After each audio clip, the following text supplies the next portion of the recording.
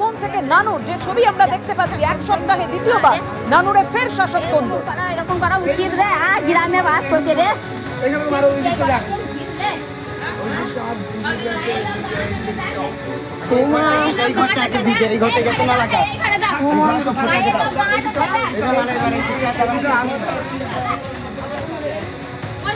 অনুব্রত অনুগামীদের বাড়িতে আগুন ধরিয়ে দেয় কাজল ঘনিষ্ঠরা, এমনটাই অভিযোগ। হামলার পর বেশ কয়েকজন অনুব্রত অনুগামী ঘর ছাড়া।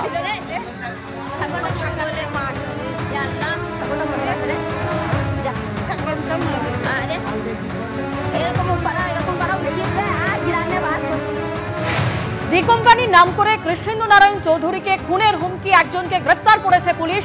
ধৃত শাহাদাত শেখ মালদারি বাসিন্দা বলে জানা যাচ্ছে। অন্যদিকে কৃষ্ণেন্দু নারায়ণ চৌধুরীকে খুনের হুমকির অভিযোগে আটক করা হয়েছে আরও 4 জনকে। সরাসরি আমাদের প্রতিনিধি করুণাময় সিংহ আমাদের সঙ্গে রয়েছেন।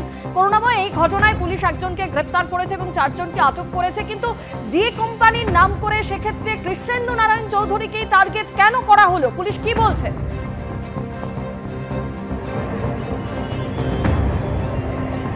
দেখো, ডি কোম্পানির ভুয়ো পরিচয় দিয়ে কৃষ্ণেন্দু রায় চৌধুরীকে কাছে টাকা দাবি করা হয়, না দিলে তাকে এবং তার পরিবারকে খুনের হুমকি দেওয়া হয়। এই ঘটনার তদন্ত শুরু করে মালদার ইংরেজবাজার থানার পুলিশ আধিকারিকেরা, পাশাপাশি এসটিএফও ঘটনার তদন্ত আরম্ভ করে এবং তদন্তে শাহাদাত শেখ নামে এক যুবকের নাম উঠে আসে। এই শাহাদাত শেখ মালদার ইংলিশ বাজারের বাসিন্দা, তাকে পুলিশ গ্রেপ্তার করেছে। পুলিশ যেটা জানাচ্ছে, আগে থেকেই শাহাদাত শেখ কৃষ্ণেন্দু নারায়ণ চৌধুরীকে চিনত।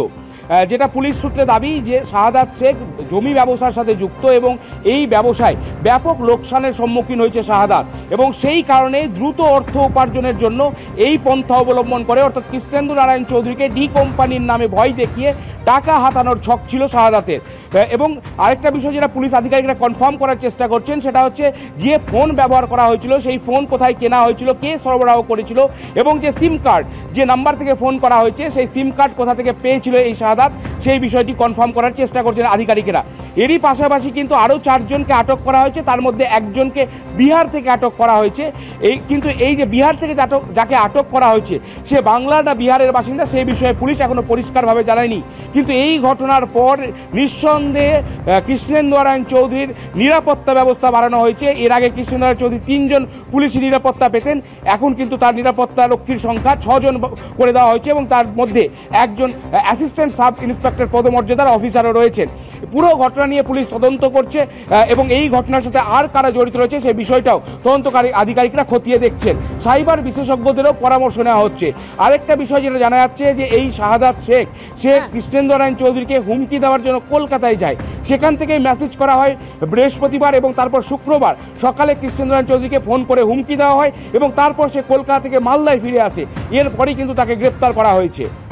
করুণাময়, তুমি আমাদের সঙ্গে থাকো।